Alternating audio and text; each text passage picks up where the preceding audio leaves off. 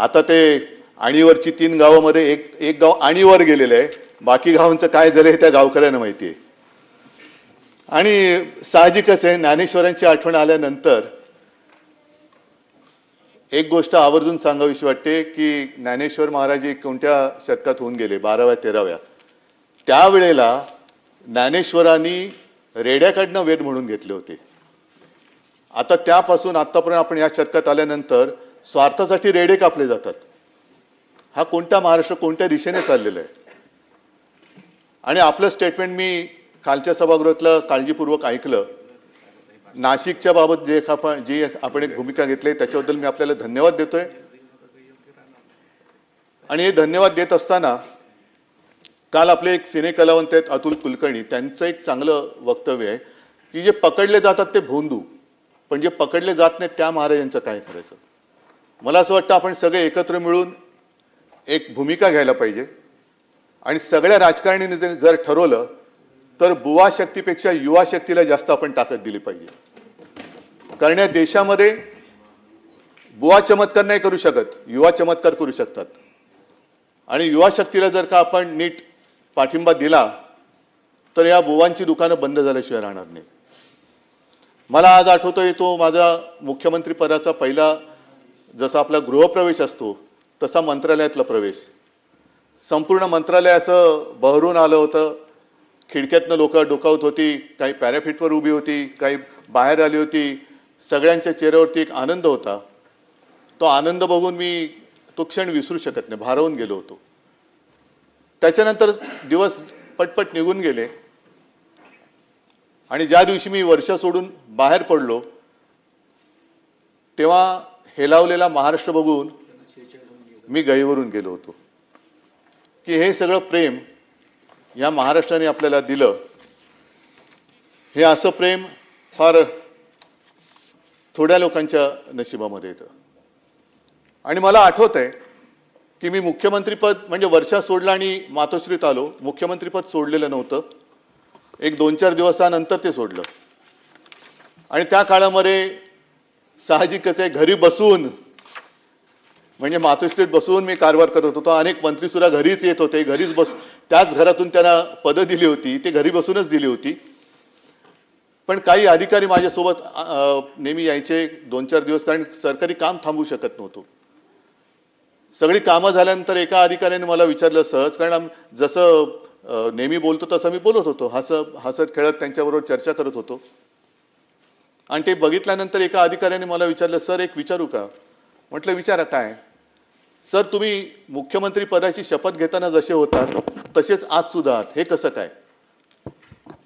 माझ्या मनात पटकन आलं. मी म्हटलं काय की जे आपलं नसतं ते स्वीकारण्यात आनंद होण्याची गरज नसते, आवश्यकता नसते.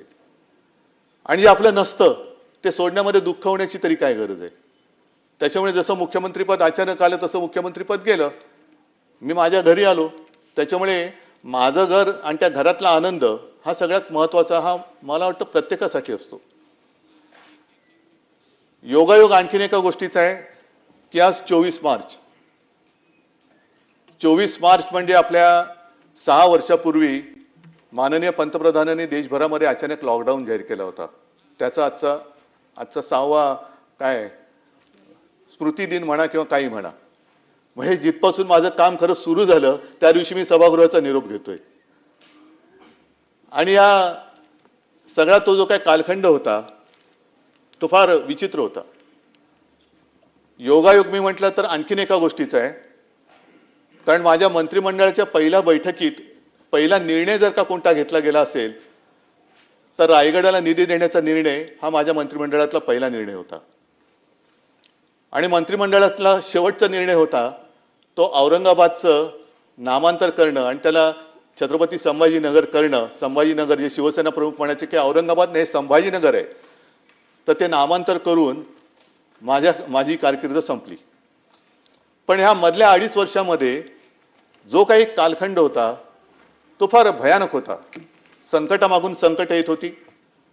कोरोनासारखं भयानक संकट जे कोणाच्याही आयुष्यात कधी येऊ नये अशी साथ जर का आपण इतिहासात डोकवलं तर 100 वर्षापूर्वी आली होती. आणि त्यावेळेला असं म्हणतात स्पॅनिश फ्लू, त्यावेळेला असं म्हणतात की पहिलं महायुद्ध संपल्यानंतर त्या महायुद्धात वाचलेले सैनिक जे घरी गेले ते युद्धात नाही गेले पण त्या साथीमध्ये गेले. त्याही वेळेला त्याचा काही अंदाज कोणाला आला नव्हता आणि याही वेळेला कोणाला अजून अंदाज आलेला नाही. आरोग्य व्यवस्था वाढवायची कशी, आणि त्याही बाबतीत मला एका गोष्टीचं समाधान आहे की सर्व सहकार्यांनी मंत्रिमंडळातल्या सुद्धा आणि सर्व सरकारी जी काही यंत्रणा आहे त्यांनी सहकार्य केलं. एक टास्क फोर्सची आपण निर्मिती केली. कदाचित देशामध्ये आपलं राज्य पहिलं असेल की त्यांनी करोनासाठी टास्क फोर्सची निर्मिती केली. पेशंटचे बेड, रुग्णशय्या वाढवल्या, आपण जवळपास 3.5 लाखाच्या वरती नेल्या होत्या. आता 6 वर्षापूर्वी ऑक्सिजन सिलेंडरची कमी होती आणि 6 वर्षानंतर आज गॅस सिलेंडरची कमी आहे. हा पण एक विचित्र योगायोग आहे. आपल्या करोनाबद्दलचं जे एक युद्ध होतं, करोनासोबतचं युद्ध होतं आणि त्याच्यात वाखाणली गेली ती आपली एक कामगिरी मुंबई मॉडेल या नावाने. मुंबई मॉडेलची त्याची वाखाणणी ही जगभर झाली. अगदी WHO सुद्धा केली. न्यूयॉर्क टाइम्समध्ये सुद्धा त्याच्याबद्दल माहिती आली, बातमी आली. विशेषतः धारावीमध्ये लागण झाल्यानंतर एवढी गच्च असलेली धारावी, त्यावेळेला धारावीकडे कोणाचंही लक्ष नव्हतं. आता ते झाल्यानंतर तिकडे सगळ्यांचं लक्ष जायला लागलेलं आहे. ही एक जी काही वृत्ती असते की संकटात असताना कोणी धावून येत नाही, पण करोनामध्ये आपल्या महाराष्ट्राने जे काम केलं त्या कामाचं कौतुक तसं कोणी केलं नाही. इतर राज्यांमध्ये आपण बघितलं की उत्तर प्रदेशमध्ये गंगेमध्ये शव वाहत होती, मृतदेह वाहत होते. गुजरातमध्ये सार्वजनिक चिता पेटल्या जात होत्या. पण महाराष्ट्रामध्ये अशी कोणत्याही मृतदेहाची अवहेलना ही आपण होऊ दिली नाही. जिथे जिथे शक्य असेल तिथे तिथे आपण औषधोपचार दिले आणि जास्तीत जास्त जीव वाचवण्याचे आपण प्रयत्न केले.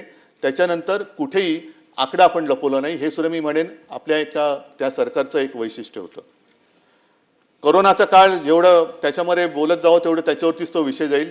पण मुख्यमंत्री महोदय, मला आपल्याला एक विनंती करायची, जे माझ्याकडनं राहून गेलं त्या काळामध्ये करता येऊ शकलं नाही, त्या सगळ्या कालखंडाचं जर काही डॉक्युमेंटेशन केलं, त्याच्यामध्ये कोणत्याही व्यक्तीचं काही वैशिष्ट्य सांगण्याची आवश्यकता नाही, पण स्पॅनिश फ्लूच्या बाबतीत जसं कोणताही आपल्याला संदर्भ सापडत नाही, तसं विशेषतः करोना काळामध्ये महाराष्ट्राने काय काम केलं, कशी ट्रीटमेंट दिली, ऑक्सिजन कसा आणला, मास्क कसे मिळवले, कशी खबरदारी घेतली, माझे कुटुंब माझी जबाबदारी असेल आणि इतर सगळ्या गोष्टी असतील, हे सगळं जर का एकत्रित झालं तर पुढे अशी साथ येऊ नये, पण जर का आली तर आपण काय काय खबरदारी घ्यायला पाहिजे याचे एक मार्गदर्शन होईल. म्हणून माझी एक आपल्याला विनंती आहे.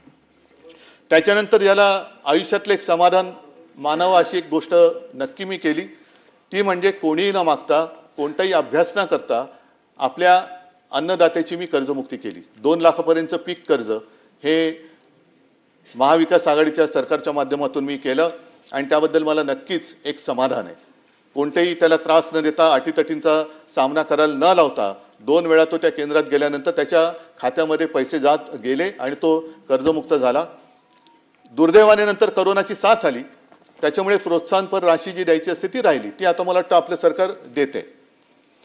आणखीन एक चांगलं काम केलं ते म्हणजे गोरगरिबांसाठी शिवभोजन. आता त्याची परिस्थिती काय मला कल्पना नाही, पण 10 रुपयामध्ये शिवभोजन देणं हे सुरू केलं आणि त्याची अंमलबजावणी 2.5 वर्ष तरी आम्ही करून दाखवली होती. अशा अनेक गोष्टी केल्या आणि करोनामध्ये सुद्धा संपूर्ण हाहाकार उडालेला असताना कुठेही आपण महाराष्ट्र थांबू नव्हता दिला. शेतकऱ्यांची कामं तर सुरू होतीच, परंतु परदेशी गुंतवणूक सुद्धा उद्योगधंद्यामध्ये आपण आणली होती. MOU पण झाले होते आणि काही गुंतवणूक प्रत्यक्षात आली सुद्धा होती. कोणतेही असं क्षेत्र नव्हतं की जिकडे महाराष्ट्र थांबला होता. अगदी